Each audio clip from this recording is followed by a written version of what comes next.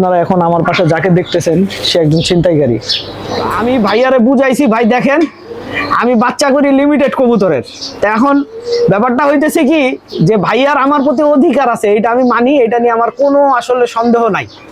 তো ভাইয়া এখন অনেকটা জোরের উপরে, ঠিক আছে, যে আমার থেকে এই যে বাচ্চাগুলো বের করছি সেই বাচ্চাগুলো ভাইয়া বলতেছে নিয়ে যাবে। আর আমি যেটা বলতেছি, একটা কবুতরের বাচ্চা করা অনেক কঠিন, অনেক কঠিন, কারণ আমার থরের ঘর ছোট। তারপরে যখন আসলে ভাই ব্রাদাররা বাচ্চা চায় তখন আসলে কিছু করার থাকে না, দিতে হয়। কিন্তু আসসালামু আলাইকুম দর্শকবৃন্দ, কি অবস্থা সবার, কেমন আছেন আপনারা সবাই? আপনাদের সবাইকে আমার নতুন একটা ভিডিওতে স্বাগতম। দর্শকবৃন্দ, আপনারা এখন আমার পাশে যাকে দেখতেছেন সে একজন ছিনতাইকারী। যাই হোক, উনি হচ্ছে আমাদের বড় ভাই, আমার কাছেও আমি ভাই, অনেকের কাছে ফাহাদ ভাই।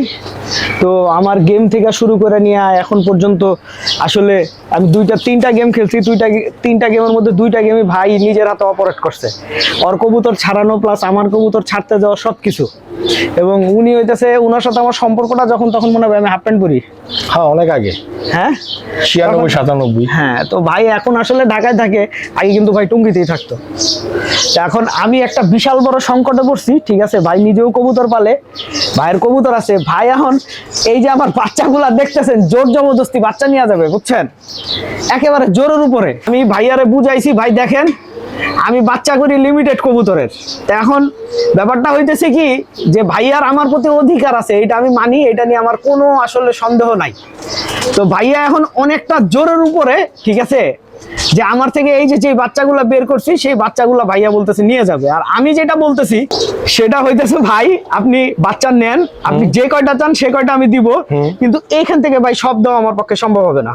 না, এখন দেখো, তুমি সবগুলি যদি একবারে দিয়ে দাও তাহলে জিনিসটা সুন্দর, বাচ্চাগুলি একসাথে গেল, এক বেচে লেগে গেল। ভাই এখন আপনার একটা কথা বলি, আপনি কি চান না যে সামনে আমিও গেম টেম খেলি? না, তুমি তো গেম খেলছো, তুমি একটু ভাই আমি কি আবার ভাই শুনেন, আমি তো গ্যাপ নিতে রাজি না, আমি গ্যাপ নিতে রাজি না। এখন গ্যাপ নিতে রাজি না হলে তো আমার নিজেরও বাচ্চা লাগবে, ঠিক না? আচ্ছা ঠিক আছে, তুমি এক কাজ করো, আচ্ছা যাও, তুমি এনে 5টা রাখো, বাকিটা আমি নিয়েছি। ভাই আপনি 5টা নেন, বাকি আপনার কয়টা লাগবে আপনি বলেন, আমি আপনার আস্তে আস্তে দিয়ে দিব। আচ্ছা 5টা না, ঠিক আছে যাও, তুমি 10টা দাও, 10টা আমার তোমার দিতেই হবে। আচ্ছা ভাই এখন আপনি ঠান্ডা মাথায় শুনেন, এখানে বাচ্চা কি আপনি গয়না দেখছেন কয়টা আছে? এখানে বাচ্চা কয়টা? 20টার মতো আছে। না ভাই, এখানে 20টা বাচ্চাও নাই ভাই। কয়টা আছে? এখানে বাচ্চা আছে 16টা। আচ্ছা তুমি কয়টা দিতে চাইতেছো? ভাই এখন আমি আপনার 7টা বাচ্চা দিব, ঠিক আছে, আর আপনার বাচ্চা কয়টা লাগবে আপনি বলেন, আমি আস্তে আস্তে করে দিয়ে দিব, 3টা 4টা করে দিব ভাই। আচ্ছা ঠিক আছে, যাও, তুমি আমারে 7টা না, তুমি 8টা দিবা, আর কোনো কথা নাই।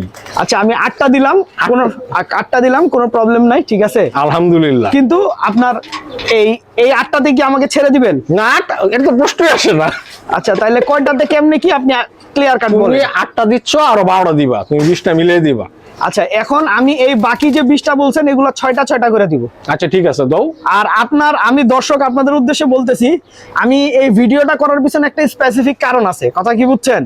কারণ হচ্ছে এই যে আমি যে কথাগুলো বললাম এটার একটা ভিডিও রেকর্ডও থাকলো, ভাই নাইলে পরে আবার আমারে চাপবো। না ঠিক আছে, যাও, ঠিক আছে, আমারই নাই, তুমি তাহলে আজকে আমার 8টা দিতেছো। আচ্ছা আমি আজকে 8টা বাচ্চা, আলহামদুলিল্লাহ। আচ্ছা আলহামদুলিল্লাহ। আমি আপনারা বলি, এইখানে যে 8টা আছে, এইখানে যে কবুতর আছে, ঠিক আছে, এইখান থেকে দিব হচ্ছে আপনার 5টা, আর ভেতরে আরো বাচ্চা আছে। আচ্ছা ঠিক আছে, ওইখান থেকে দিব হচ্ছে 3টা, ঠিক আছে, কিন্তু তুমি আমাকে 8টা দিবা। হ্যাঁ আমি 8টা দিব, বাস আলহামদুলিল্লাহ। 8টা হোক, আমি মুক্তি পাইছি, ঠিক আছে, এবং ইচ্ছা করে আমি ভিডিও করে রাখছি, কারণ আমি জানি এখন এই যে কথাগুলো হইছে এই কথাগুলো সবাই দেখছে, আপনারা সবাই জানছেন। এখন যদি আমি এটা না করি, ঠিক আছে, আমারে পরে কইব না তোর তো 20টা দেওয়ার কথা, তুই এখনই দিবি, ঠিক আছে, পরে ভাই আমি চাপ খামো। এর জন্য আমি আপনাদের সবাইকে সাক্ষী রেখে ভিডিওটা করলাম।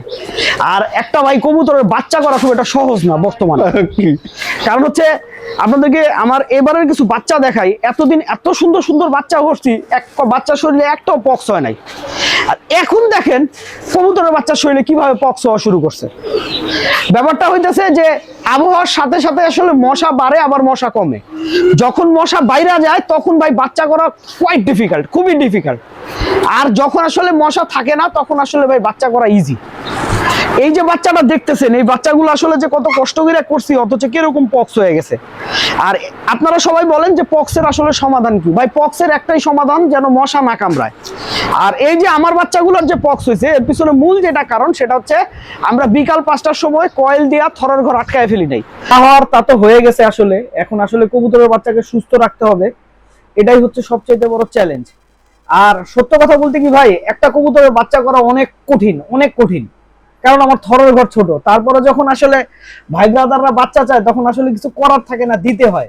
কিন্তু ভাই একটা কবুতরের বাচ্চা দিতে যে আসলে কত কষ্ট হয়, এটা আসলে আমার মতো যাদের থরের ঘর ছোট তারাই বুঝবে। আর দ্বিতীয় কথা হচ্ছে কি ভাই, আমি আলতু ফালতু কবুতরের বাচ্চা করি না। আমি সবসময় চেষ্টা করি আমার বাড়ির সেরা কবুতরটার বাচ্চা করার, কারণ একটা যদি আসলে লো কোয়ালিটির বাচ্চা আমার বাসায় হয়, এটা আমার বাসায় বোঝা ছাড়া আর কিছু না। তো দর্শকবৃন্দ, ভিডিওটা আমি এখানেই শেষ করছি। আপনারা সবাই ভালো থাকবেন, 5 ওয়াক্ত নামাজ পড়বেন। আসসালামু আলাইকুম।